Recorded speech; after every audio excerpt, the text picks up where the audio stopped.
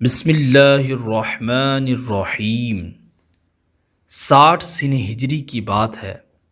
حضرت سیدنا امیر معاویہ رضی اللہ عنہ صحابی رسول ہیں، سچے عاشق رسول ہیں۔ ان کا وصال ہوتا ہے اور ان کا بیٹا یزید پلید، بے نمازی اور سرعام گناہ کرنے والا یہ تخت نشین ہوتا ہے۔ بیعت لینے کے لیے اطراف کے ممالک میں خط بھیجتا ہے۔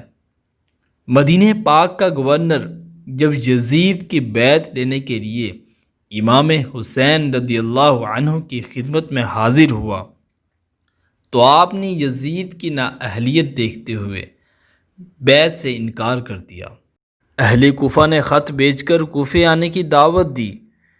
امام علی مقام امام حسین رضی اللہ عنہ 3 ذوالحجۃ الحرام 60 ہجری کو آپ، اہل بیت، غلام، خادم جن کی تعداد 82 تھی، پہلے مدینہ پاک سے مکہ آئے، پھر مکہ مکرمہ سے کوفے کی طرف آپ سفر شروع کرتے ہیں۔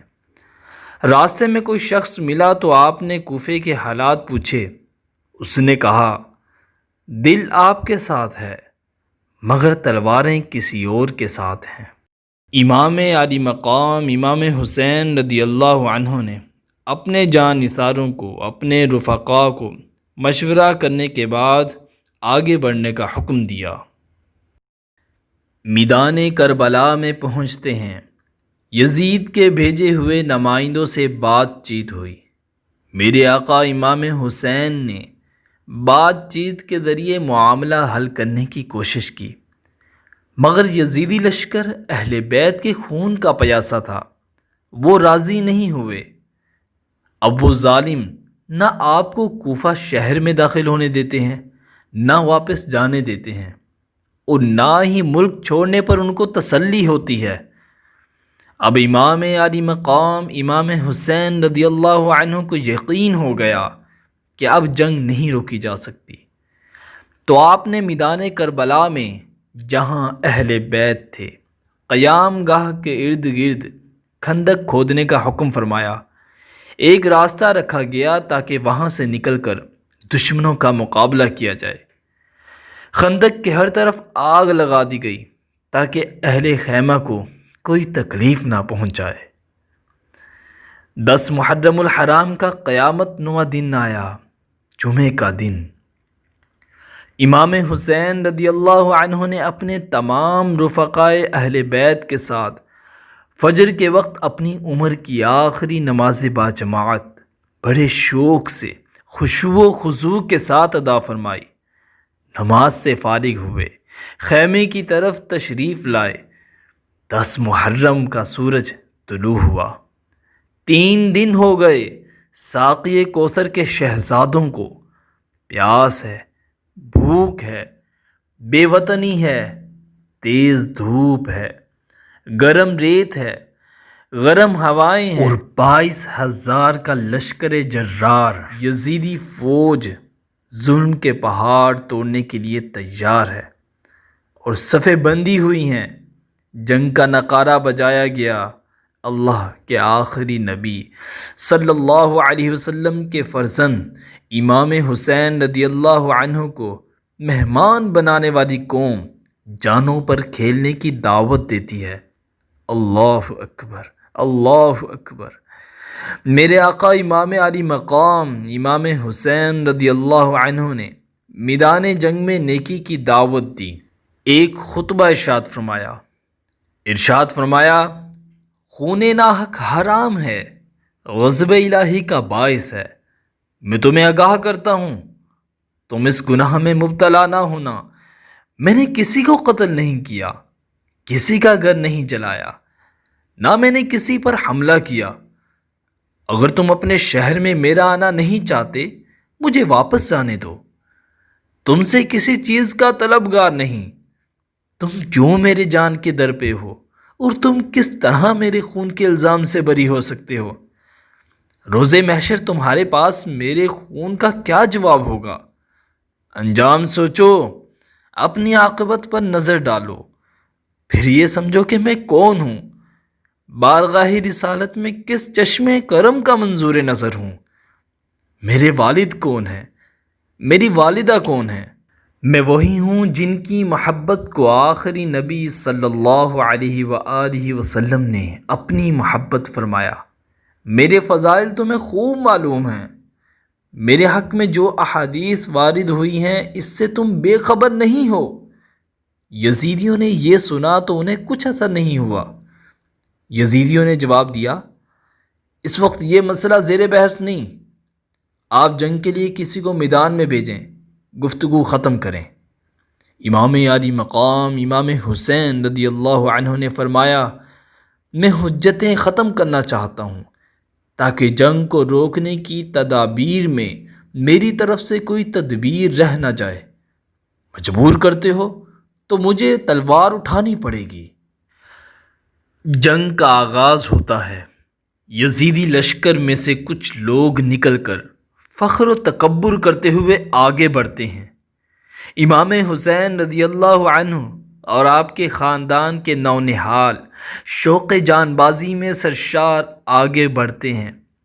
قریبی گاؤں سے اہل بیت اطہار سے پیار کرنے والے لوگ آتے ہیں اور عرض کرتے ہیں کہ جب تک ہم زندہ ہیں آپ کا کوئی بچہ میدان میں نہیں جائے گا۔ ان سب نے ایک ایک کر کے یزیدیوں سے سخت جنگ کر کے جنت کا راستہ اختیار کیا۔ بہت سارے جانثار آپ پر قربان ہو گئے۔ اب امام حسین رضی اللہ عنہ کے سامنے ان کے بڑے شہزادے حضرت علی رضی اللہ عنہ ابھی میدان جنگ کی اجازت چاہتے ہیں۔ یہ ہم شکل مصطفیٰ ہیں، انہیں دیکھ کر پیارے آقا صلی اللہ علیہ وسلم کی یاد تازہ ہوتی ہے۔ امام علی مقام نے اجازت دی، خوبصورت نوجوان بیٹے کو خود گھوڑے پر سوار کیا۔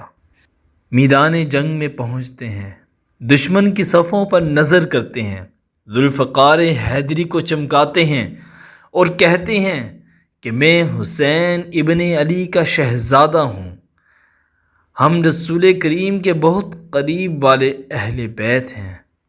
لشکریوں نے عمر بن سعد سے کہا کہ یہ کون ہے کہ جس کی تجلی نگاہوں کو خیرہ کر رہی ہے؟ تو کہا کہ یہ امام حسین کے بیٹے ہیں۔ ان کی شان و عظمت جاننے کے باوجود یہ یزیدی اللہ کے رسول کے باغی بنے۔ حضرت علی اکبر رضی اللہ عنہ نے نعرہ لگایا، اے ظالموں، اگر فاطمہ کی اولاد کے خون کی پیاس تم میں ہے تو جو بہادر ہے میدان میں بھیجو اور دیکھو کہ علی کے بازو کا زور کتنا ہے۔ کسی کو ہمت نہیں تھی کہ آگے آتا اور آپ سے لڑتا۔ پھر آپ نے خود آگے بڑھ کر یزیدی لشکر پر حملہ کر دیا اور بڑے بڑے دیو پیکر گرا دیے۔ دھوپ اور پیاس کی شدت۔ پھر امام حسین کی خدمت میں جاتے ہیں، یا بتا العطش، اے والد گرامی پیاس پیاس۔ امام حسین نے پیاس دیکھی، پانی کہاں تھا جو پلاتے؟ چہرے سے غبار صاف کیا اور اپنی انگوٹھی منہ میں رکھ دی۔ امام علی اکبر رضی اللہ عنہ پھر میدان جنگ میں جاتے ہیں۔ بڑے بڑے سورما، بڑے بڑے پہلوان اور بڑے بڑے طاقتور ہمت نہیں کرتے تھے، اور جب آتے ہیں تو خاک و خون میں تڑپتے ہیں۔ یہ حکومت کے لالچ میں آئے ہوئے لوگ ہیں۔ آخر کار سب نے مل کر حملہ کیا۔ بہت پیاس کی شدت پڑی تو پھر والد گرامی کے پاس آتے ہیں اور عرض کرتے ہیں، بابا جان، پیاس کی بہت شدت ہے۔ امام علی مقام فرماتے ہیں، اے نور نظر، حوض کوثر سے سرابی کا وقت قریب ہے۔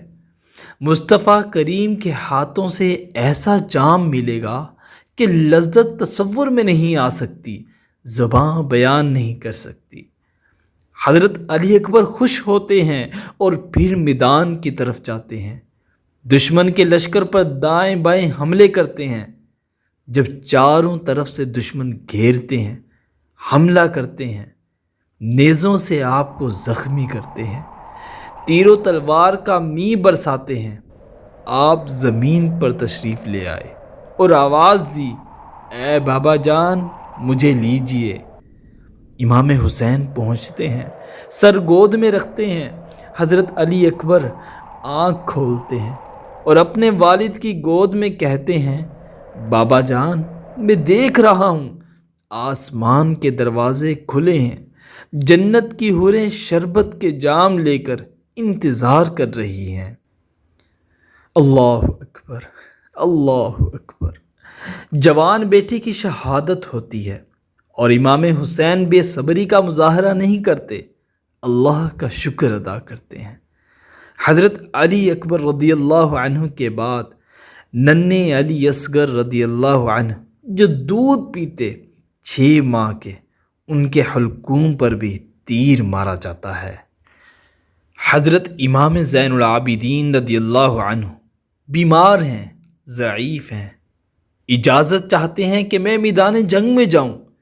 امام علی مقام امام حسین رضی اللہ عنہ نے انہیں اجازت نہیں دی۔ اب امام حسین رضی اللہ عنہ گھوڑے پر سوار ہو کر میدان جنگ کی طرف آتے ہیں۔ پیشانی پر شکن نہیں ہے، دشمن کی فوجیں پہاڑوں کی طرح گھیرے ہوئے ہیں۔ آپ اس عالم میں حمد و صلاح کے بعد فرماتے ہیں، اے قوم اللہ سے ڈرو جو سب کا مالک ہے، جان لینا دینا قدرت کے اختیار میں ہے۔ اگر تم اللہ پاک پر یقین رکھتے ہو، میرے نانا جان محمد مصطفیٰ صلی اللہ علیہ وسلم پر ایمان لاتے ہو تو ڈرو، قیامت کے دن میزان عدل قائم ہوگی، اعمال کا حساب ہوگا۔ میرے ماں باپ محشر میں اپنی آل کے بے گناہ خونوں کا مطالبہ کریں گے۔ میرے نانا جان کی شفاعت گناہ گاروں کی مغفرت کا ذریعہ ہے۔ تمام مسلمان شفاعت کے امیدوار ہیں۔ تم سے میرے اور میرے جانثاروں کے خون ناحق کا بدلہ چاہیں گے۔ تم میرے اہل و عیال، عزیز و اقارب، اصحاب میں 70 سے زائد کو شہید کر چکے ہو، اب میرے قتل کا ارادہ رکھتے ہو؟ خبردار ہو جاؤ، دنیا کی عیش میں پائیداری نہیں۔ اگر سلطنت کی لالچ ہے، مجھے موقع دو، میں عرب چھوڑ کر دنیا کے کسی اور حصے میں چلا جاتا ہوں۔ اگر منظور نہیں اور تم اپنی حرکتوں سے باز نہیں آتے تو ہم اللہ کے حکم اور اس کی مرضی پر صابر اور شاکر ہیں۔ یہ سن کر بہت سے کوفی رونے لگے۔ ان کو یقین تھا کہ امام حسین حق پر ہیں۔ کچھ دیر کے لیے اثر لیا، لیکن شمر وغیرہ بد سیرت اور پلید طبیعت متاثر نہیں ہوئے۔ کیا کہتے ہیں کہ معاملہ ختم کیجئے، ابن زیاد کے پاس چل کر یزید کی بیعت کر لیجئے تو کوئی بھی آپ سے مقابلہ نہیں کرے گا، ورنہ جنگ کے لیے تیار رہیں۔ امام پاک کا خطبہ سن کر حجت پوری ہو گئی، اب عذر نہیں تھا۔ فرمایا، جو تم ارادہ رکھتے ہو پورا کرو، جس کو میرے مقابلے کے لیے بھیجنا چاہتے ہو بھیجو۔ تو کتنے بے حیا آئے اور امام پاک سے مقابلہ کرنا چاہا، لیکن مولا مشکل کشا کے شہزادے سے مقابلے کی کسی کو تاب نہیں تھی۔ کتنے ہی یزیدیوں کا آپ نے کام تمام کیا، اور پیاس کی شدت، دھوپ کی تپش، اللہ اکبر، اللہ اکبر، اور کوئی ساتھ نہیں۔ اس کے باوجود آپ نے کسی کے سر پر تلوار ماری تو ذہن تک کاٹ ڈالی، نیزے پر اٹھا کر زمین پر پٹخ دیا، کسی کے سینے میں نیزہ مارا، پار نکال دیا۔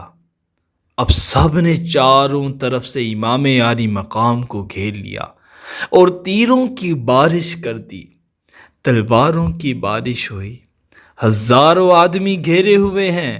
آخر کار گھوڑا اتنا زخمی ہو گیا کہ اس میں چلنے کی ہمت نہ رہی۔ امام حسین رضی اللہ عنہ کو ایک جگہ ٹھہرنا پڑا۔ اب ہر طرف سے تیر آ رہے ہیں اور امام علی مقام زخمی ہیں۔ بے شرم کوفی بڑی سنگ دلی کے ساتھ اپنے محترم مہمان کے ساتھ یہ سلوک کرتے ہیں ایک تیر آپ کی مبارک پیشانی پر لگا۔ یہ وہ پیشانی ہے جو مصطفیٰ کریم چوما کرتے تھے۔ یہ پیشانی زخمی ہوئی۔ امام حسین گھوڑے سے نیچے آئے، بدباطنوں نے نیزوں پر لیا، نور کے پیکر خون میں بہا گئے۔ آپ شہید ہو کر زمین پر آئے۔ ظالموں نے سر مبارک تن اقدس سے جدا کیا۔ 10 محرم الحرام جمعے کا دن 56 سال 5 ماہ 5 دن کی عمر میں امام حسین رضی اللہ عنہ نے جام شہادت نوش فرمایا اور سید الشہداء کا اعلیٰ مقام حاصل کیا۔ امام حسین کے جو اہل بیت ہیں ان کو گرفتار کیا۔ امام پاک کا سر اقدس کوچہ اور بازاروں میں پھرایا۔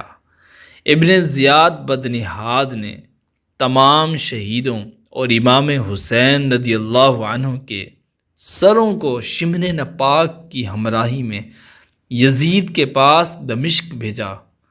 یزید پلید نے سر مبارک اور اہل بیت کو حضرت امام زین العابدین رضی اللہ عنہ کے ساتھ مدینہ پاک بھیجا۔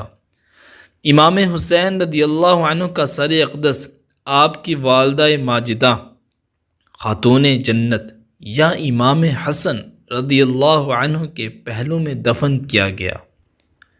میرے آقا امام حسین امام عالی مقام رضی اللہ عنہ نے دین کی خاطر اپنی جان قربان کر دی۔ میرے آقا امام حسین نے جنگ کے حالات میں بھی اللہ پاک کی عبادت کی۔ شمشیر باقف قاتل ہو کھڑا اور کوئی رہے سجدے میں پڑا۔ شمشیر باقف قاتل ہو کھڑا اور کوئی رہے سجدے میں پڑا۔